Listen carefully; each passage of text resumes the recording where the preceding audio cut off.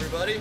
Thanks for checking out another interview series of Local Band Smokeout Canada. I'm Devin, hanging out with the Greek himself.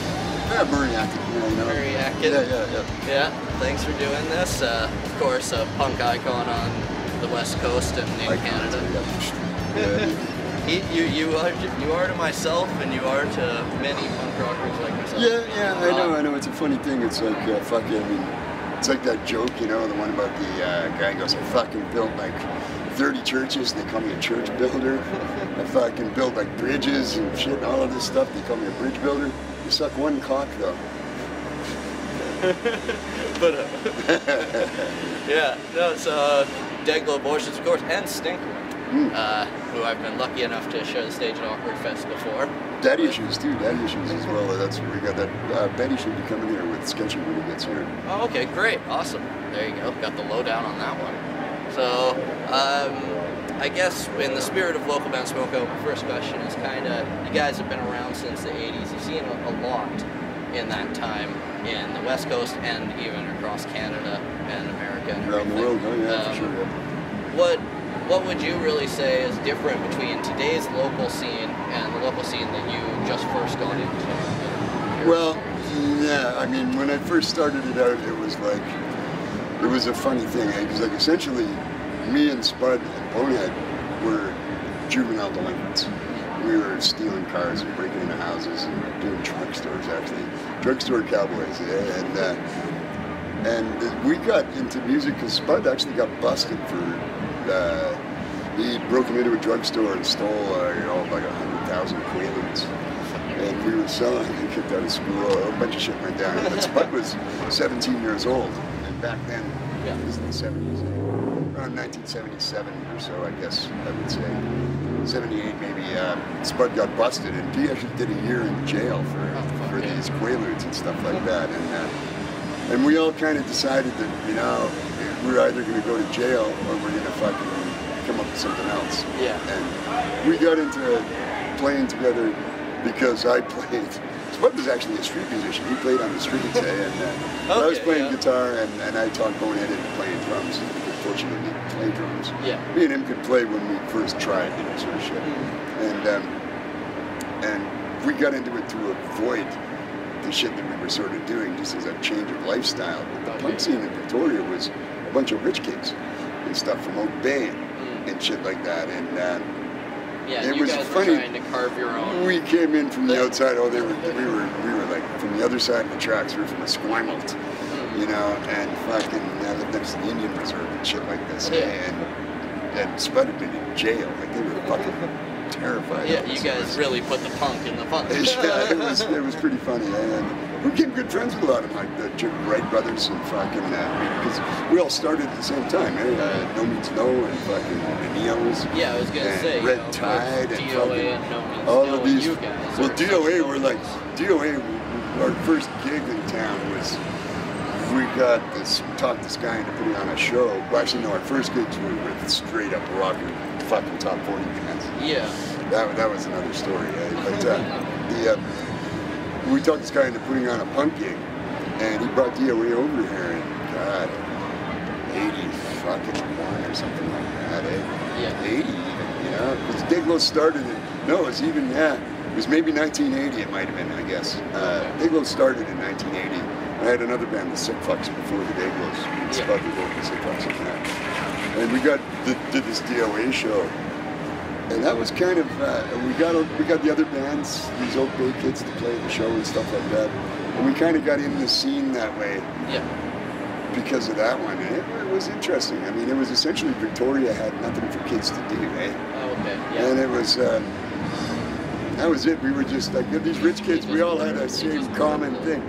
They were running away from boredom and straightness and all of this. We were running away from a life of crime and shit. Okay, yeah. But we were all running away from something and you know, looking for a way to voice our fucking displeasure with the world around us and stuff like that, you know? It was neat. I mean, we got like right away, the Dayglos hit it off. We got some good press from Maximum Rock and Roll. And Tim Johann, the guy that ran Maximum Rock and Roll, uber left-wing, communist fucking kind of guy, everything like this, which I'm not. I mean, my political shit is all over the place kind of stuff, eh? And I'm more of an undistributed anarchist or something like that. He gave us lots of good press and stuff like that.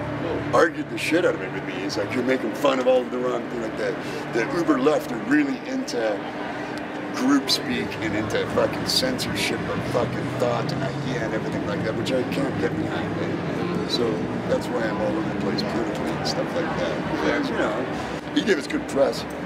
We ended up getting a tour in '82. God, we toured fucking California with the Angry Samoans. In 1982, we did the fucking 4th of July at Midway Gardens in San Francisco with the fucking Samoans and shit.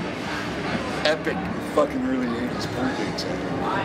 Yeah, that was some pretty rad shit. That was what really got the because we were hated in Victoria, absolutely hated in our hometown. Yeah. And relatively popular down in the States and shit like that. Oh yeah, it was very funny. It wasn't until we got fucking the censorship thing happened that everybody started actually loving us, and all of a sudden, you know, we were like, hey, the darlings of the media and shit like that. You know? Totally. I was gonna say, I mean, even for myself, being a kid of the 90s, that was something that first turned me on when I found out about that. I was first, you know, looking at punk bands and stuff. I tell you, I found out about I tried to write a fucking thank you letter to the mayor of Nepean, Ontario. To him and I mean, because I go, and I know this is not what you were thinking, but I mean, what the fuck were you thinking? Like we're gonna fucking, it's freedom of expression, buddy. Yeah, exactly. Sorry about, sorry about your uptight fucking goddamn, you know, shit here, but man, this is the best thing anybody's ever done to my band. Because I'm like, dude, well, I mean, nobody gave a shit about us until we were on the news every fucking night. That kind of leads into my question before I get to answer it, because I was just gonna say, with you know, something like that, you know, you didn't see, you know, you're like myself and my band, you don't expect a lot from what you do. You don't expect people to care. I do it for completely different reasons. And then something like that happens, how do you react at your age then? Well, I mean, they wouldn't let us anywhere near the court case for starters, eh? Like, I mean, and it wasn't us that got busted. I didn't sell nothing to nobody.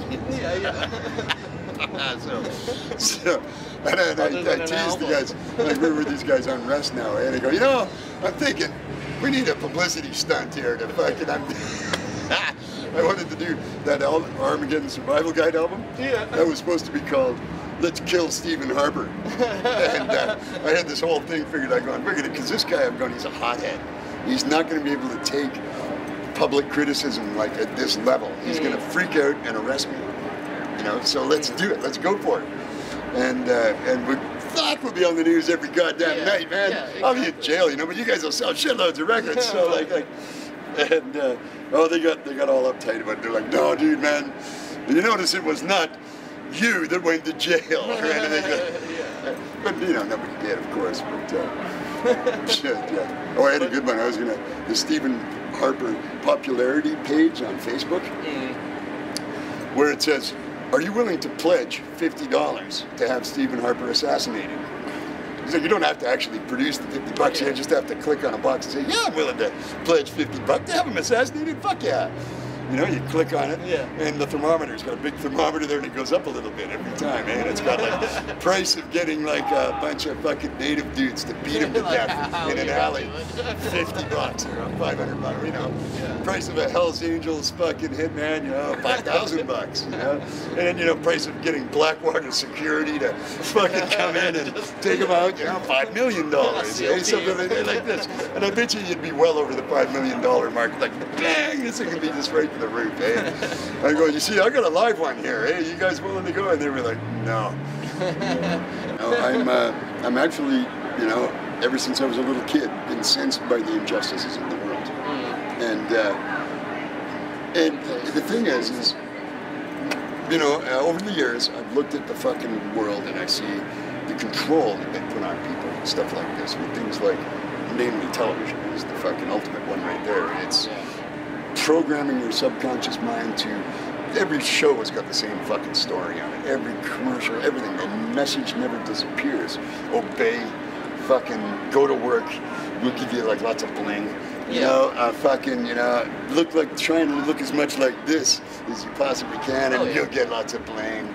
You know, and just keep doing that. If somebody speaks out against it, disassociate yourselves from them, fucking alienate them, call them conspiracy theorists or whatever, and it's there everywhere. This insidious fucking bombardment of the subconscious mind. And the thing is it uses the way the television works. They put a lot of research into this. You get them all relaxed, show them a bit of comedy, they're laughing. All of their defenses are down. And then you start pumping the shit in. You just keep little messages, little sign in the background, whatever. Nuclear fucking this is great, it's fun. And it just, the messages are there all the time. It's the same with the headline era nowadays. Well, why not use the same... Keep hitting people with a new headline. Why not use the same tactic to diffuse the whole thing? So you play them a little bit of music. You tell them a couple of jokes. You go, look, your friends are all fucking having a good time.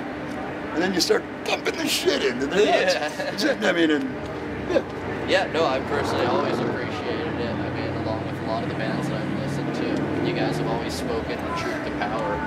Well, no, I believe in just everybody's individual right to fucking... I mean, it's a trick, too. You can fight the fucking tide, or you can try and resonate with everything, That's fair, Yeah, and the trick is to resonate, because then the world around you will let your fucking vibrations fucking go on. That's totally true. Well, I'm looking forward to seeing you guys play tonight, playing with Awkward AC. We're here at the side of the Cambie in Nanaimo. Dayglos are playing with Awkward. They're doing Bogue Brigade. Album release. Bogue Brigade from Edmonton. You guys were just out there, weren't you? I was just out there with Under the Mountain myself. Oh yeah, fucking the guys in Bogue Brigade are fucking sick. Thrash band. Okay, sick. cool. Probably one of the best in the whole of Western Canada, I'd say. Thrash bands out of Edmonton. They're fucking amazing. I have to get in contact with them when I do that. It's one of the guys plays with the Lambs as well, which have turned into a gnarly thrash band. Okay, cool. There you go. I don't even have to ask her. He just tells me cool local bands. I mean, there's lots of good bands around. Lots of like fucking, what you were saying that what's the scene like from town to town and shit like that. Yeah. It's vibrant and alive. Yeah. And you see the second you think it's dead, a bunch of kids will come up and just get all fucking weird all over the place. and you just go, what the fuck? Yeah, that's something I find. And genres have blurred a lot. Of course, yeah. Now, which is a good thing, because fuck the genreification. I'm into genre neutral. I'm into a genre neutral world. I saw your Stinkhorn post about, Stinkhorn is a genre neutral band. You need to recognize. Even if you listen to disco, man, you're fucking wrong. Disco doesn't even suck anymore. There you go. More genre neutral bands. Less of this genre defining. Yeah, but there's nothing more painful than watching like 3 days of grind bands in a row, eh? Well, that was something I found interesting. I couldn't take another note. Have you noticed, like, the island? We like the weird, of course. A lineup that has a mixture of different types of bands. The best show. That's totally cool. Like, for me in Nanaimo, growing up going to Legion shows, you were used to seeing a grind band with Ninja Spy with a punk band. Like I could watch Ninja Spy every fucking night. Those guys can fucking tear it up and what? It was fucking sick. Yeah, I forgot how fucking good they're good. Oh my god, Ninja Spy. They're tear it right the fuck up, eh? Like, shout out to Ninja Spy. Always. But it takes a lot for me to get over, to actually say that a band that's got man buns going on rules. So that should be an indication of how fucking good they actually are. Right? They gotta get that stamped on their next CD. Yeah, I mean, because wow, man buns, like, whoa, dude, like, but they tear it up, eh? Tampons or not, Oh yeah. With Nanaimo scene, people really enjoy that difference, and on a bill, a whole variety. People do everywhere, actually. I've noticed. Well, I noticed with like Calgary was an example Calgary gets people want to see a death metal show. Yeah. The death metal. Well, the black metal and death metal guys are a little too into the devil shit, Have you noticed any other places that are kind of like that? Generally, places that are really well, I mean, like fuck, we played at Obscene Extreme Fest in Czech Republic in the summertime there, and that's grind fucking festival, right? We were like the headliners on fucking Friday night on the first night, eh? And we went on after Exhumed and Suffocation. and fucking, it's like, whoa, dude, and the dudes from Exhumed and Suffocation are going, wow, they got like a punk rock band going on after us. Yeah. And we're like, yeah, you know, like, yeah, you know, whatever. I said to the guy, we're not really like a punk band. I mean, more 70s metal, you know. I got a little older than that, you know. And we fucking, they weren't saying that at the end of the night. Eh? They were just like, what the fuck? No, we fucking tear it up. And people sing too, which is rad. You don't get a lot of people singing along with black metal songs and shit like that. No, you know, of course. It's like there's not a lot we of get the whole fucking crowd is singing the songs, which is kind of rad. Eh? That gives me goosebumps sometimes. Fuck, we played Montebello Rock Fest there. Yeah. It's like at least 100,000 people in front of the fucking stage. Quarter of a million people in the fucking place. Eh? And Art Fuck Kill. They're singing, you can't even hear the PA. The fucking crowd is singing so fucking loud. And Mark goes, whoa, dude, is that the crowd singing there or what? I'm going, yeah, Mark. It's like, fucked up, hey? It's like, whoa, there's like 100,000 people fucking just going, whoa. It was just surreal. Crazy weirdness, yeah. No, I can't imagine. That was fun. Any words of wisdom to somebody who's trying to get into the scene, trying to break into it? Well, you know, struggling? One of the things about that I really, I mean, there's different people have different angles.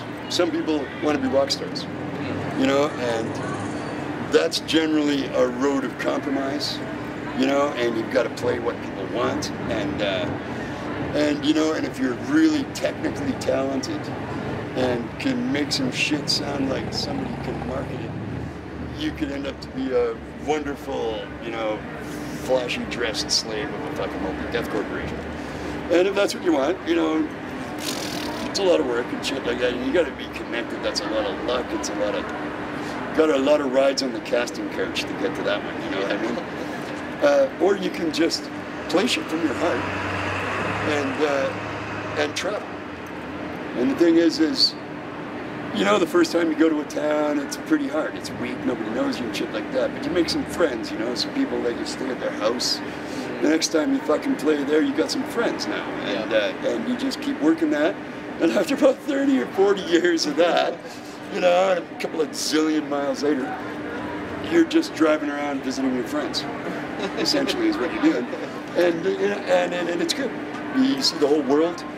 When you go to a town, you don't stay in your hotel. You try and fucking stay with the locals. And you get to see weird-ass fucking towns in Croatia from the locals' point of view. And you know, and you get to see the world in a completely different fucking light. You see really how much we have in common, really, you know. And I mean, and the thing that's cool about like the punk rock world is, and it's kind of losing a bit of it, is the celebration of the differences amongst us, you know?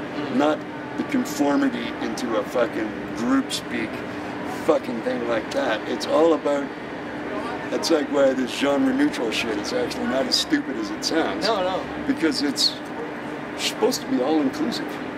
You know, nobody had to tell me not to be fucking hard on transgendered people or anything like that, because why would I do that to anybody? You know, everybody deserves the same unalienable right to be judged on their abilities and their actions, not on their fucking dress or what kind of music they listen to or whatever, you know. So bring it the fuck on. You know, is like I cringe in a world where everybody was like me, because I fucking hate myself. And I fucking, you know, would not get along with myself because I'm an over-talker and I think I know it all. And I'd be like, fuck you don't know it all, you know, you fucking interrupt me, you know, so like fucking shit's gotta, you know, if that's what you want. I mean, I'm not gonna kid you. You gotta shed the chains of material possessions and stuff like that to really go. If you want to sing about the world's pain, you gotta fucking live the world's pain, you know, and there is no bullshit in that shit, you know? You gotta fucking stick drugs in your neck. I mean, you know, if that's where you want to go. It depends what you want to sing about, you know, and what your message is. Cool. And it's one of the oldest and apart from prostitution, possibly the oldest and most fucking deeply and critical and important, along with prostitution, service to mankind, really, you know. It teaches people how to think, how to fucking, most of what we make ourselves into was taught to us in a song, in a lot of ways, you know? Yeah. And there's got to be both sides of the story, so somebody's got to get out there and fucking go the hard way, not there. Because the multi-death corporations have noticed this, and they are well aware of the influence that the musicians have. That's why the big clampdown. That's why there's alternative music, sort of, and like music of the people. Same as it was in Mozart's day. That's why Mozart started writing symphonies in German, was for the people, you know? For the people in the beer halls that are fucking banging the fat ass hookers and stuff. It was how to survive. And how to their shit, you know? Yeah. Not some fucking thing from Italy sang in Latin and all of that. That's for the elitists. Yeah. You know? And it gets down to it. You're a bird of the people. If you want to do that, you know, the world will love you because it's an honorable profession. Fair. Well, I appreciate the time you gave us. Looking forward to the show.